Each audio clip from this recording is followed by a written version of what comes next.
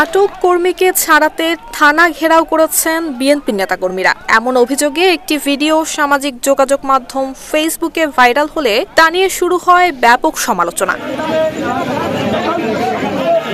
জানা গেছে ৫ জুলাই রাত আনুমানিক ৮:৩০টায় চুয়াডাঙ্গার দর্শনার পৌর বিএনপির প্রধান সমন্বয়ক হাবিবুর রহমান বুলেট এবং দর্শনা পৌর বিএনপির সমন্বয় কমিটির সদস্য নাহারুল ইসলাম মাস্টারের নেতৃত্বে প্রায় ২ শতাধিক নেতাকর্মী মিছিল সহ থানার সামনে জড়ো হন। এরপরই ওসির সঙ্গে দীর্ঘ আলোচনা শেষে আটক ছাত্রদল কর্মী মানিককে ছাড়িয়ে নিয়ে যান তারা। জানা গেছে দীর্ঘদিন যাবৎ এক প্রতিবেশীর সঙ্গে জমি জমা সংক্রান্ত বিষয়ে দর্শনা পৌর ছাত্রদলের সদস্য মানিকের বিরোধ চলে আসছিল। এই ঘটনাকে কেন্দ্র করে ওই প্রতিবেশীর বাড়িঘর ভাঙচুর করা হয়। ঘটনার জের ধরে থানায় অভিযোগ দায়ের হলে বাড়ি ভাঙচুর এবং মারামারির অভিযোগে ৫ জুলাই বিকেলে মানিককে আটক করে পুলিশ।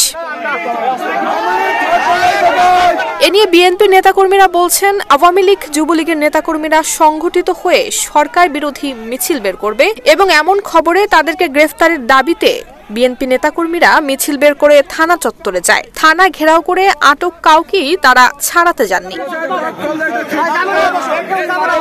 এদিকে পুলিশ বলছে, জমি জমা সংক্রান্ত বিষয়ে অভিযোগের ভিত্তিতে একজনকে থানায় আটক করে নিয়ে আসা হয়েছিল।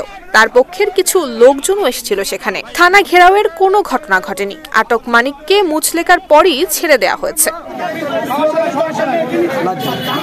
তবে ফেসবুকে ভাইরাল হওয়া সেই থানা ঘেরাওয়ের ভিডিও নিয়ে সৃষ্টি হয়েছে তীব্র ক্ষোভ এবং বিতর্কের। নুসরাত জাহান মেহেক, ঢাকা পোস্ট।